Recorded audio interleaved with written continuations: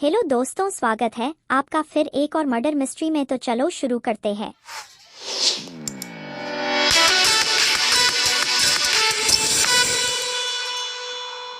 22 साल की एक लड़की के बदले की कहानी।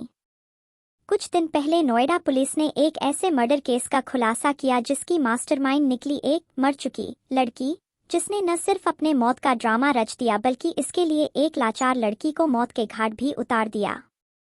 इस काम में साथ देने के लिए उसने अपने प्रेमी का सहारा लिया। क्राइम, सस्पेंस और थ्रिलर। दादरी की एक लड़की के बदले की यह कहानी पूरी फिल्मी है। माँ बाप की आत्महत्या ने लड़की के अंदर बदले की ऐसी आग जलाई कि लड़की दिन रात सिर्फ माँ बाप की मौत का बदला लेने के बारे में सोचने लगी, और फिर जो हुआ वह रोंगटे खड़े करने वाला है। दादरी की रहने वाली पायल भाटी की जिंदगी आम लड़कियों की तरह ही थी।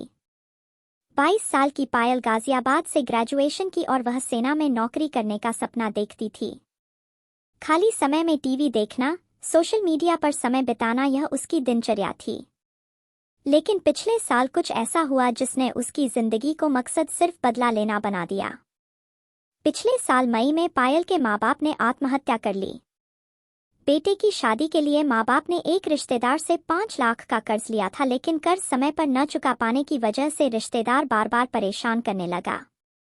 आए दिन बेइज्जत किए जाने से निराश माँ बाप ने कीटनाशक पीकर जान दे दी। पेरेंट्स की मौत का सदमे ऐसा था कि गुमसुम हो गई है। यहाँ तक उसने माँ बाप की अंत्येष्टि में आंसू तक नहीं बहाए। उसे देखकर परिवार वाले, रिश्तेदार और परिचित दिन रात इसी चिंता में थे कि लड़की को गहरा सदमा लगा है। उन्हें लगा वक्त हर जख्म को भर देगा और धीरे धीरे अपने 2 भाइयों की तरह लड़की भी माँ बाप की मौत के सदमे से उभर आएगी। लेकिन पायल के लिए पेरेंट्स की मौत का किसी भी हाल में बदला लेना चाहती थी। उसने उसी समय से बदला लेने की ठान ली और साल भर की प्लानिंग कर एक साजिश रची कि पुलिस भी भौचक्की रह गई। 1 साल की साजिश की प्लानिंग। पायल की जिंदगी के 4 विलेन बुआ का लड़का सुनील, भाभी स्वाति व भाभी के 2 भाई कौशिंद्र व गोलू थे।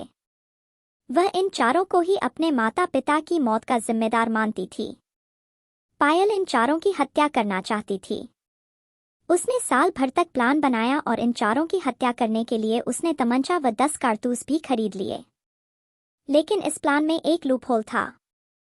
अगर वह इन चारों की हत्या कर देती तो कर्ज का एंगल सामने आ जाता और सीधा शक उस पर और उसके भाइयों पर जाता। इसलिए उसने कुछ ऐसा करने के बारे में सोचा जिससे उस पर शक भी ना जाए और काम भी हो जाए। उस पर किसी तरह का शक न हो, इसलिए सबसे पहले उसने अपनी ही मौत की साजिश रची। उसने एक ऐसी लड़की की तलाश शुरू की जो उसकी कदकाठी से मिलती जुलती हो। इस काम के लिए उसने अपने बॉयफ्रेंड अजय ठाकुर का सहारा लिया और उसे अपने से मिलती जुलती लड़की की तलाश करने के लिए कहा। जगह जगह लड़की की तलाश की जाने लगी और फिर पायल और अजय को ग्रेटर नोएडा के एक मॉल में एक लड़की, हेमा चौधरी, मिल गई जो कदकाठी में पायल की तरह ही दिखती थी। अजय ठाकुर ने धीरे धीरे हेमा से दोस्ती कर दी और पहचान बढ़ने पर उसे 12 नवंबर की रात पायल के घर ले आया। अपनी मौत दिखाने के लिए मासूम का कत्ल घर के अंदर पायल पहले से ही तैयार थी और किसी को कोई शक न हो, इसके लिए उसने रात के खाने में नींद की गोलियां पीसकर मिला दी ताकि उसके भाई सो जाएं और हत्या को चुपचाप अंजाम दिया जा सके। अजय ठाकुर रात के करीब 11 बजे हेमा को दादरी के बड़पुरा गांव में उसके घर लेकर पहुंचा। दोनों सीधे छत पर चले गए जहां पायल पहले से ही अंधेरे में चाकू लेकर छिपी हुई थी। अजय ने हेमा को पीछे से पकड़ लिया और हेमा ने चाकू से उसके गले पर 2 वार कर उसकी हत्या कर दी। पुलिस का कहना है कि उन्होंने इसके बाद हेमा के शरीर से कपड़े उतारकर उसे पायल के कपड़े पहनाए और नीचे कमरे में माँ बाप की तस्वीर के पास लाश को छोड़ दिया। यही नहीं, हेमा के चेहरे पर गर्म तेल डालकर उसकी पहचान भी मिटा दी ताकि किसी को कोई शक न हो। वारदात की जगह पर सुसाइड नोट लिखकर छोड़ दिया और वह अजय के साथ अंडरग्राउंड हो गई।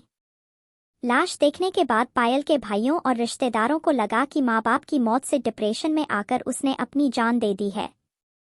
किसी को शक नहीं हुआ और पायल की मौत को सदमे की वजह से उठाया गया कदम मानकर घरवालों ने पुलिस को इत्तेला किए बना शव का अंतिम संस्कार भी कर दिया।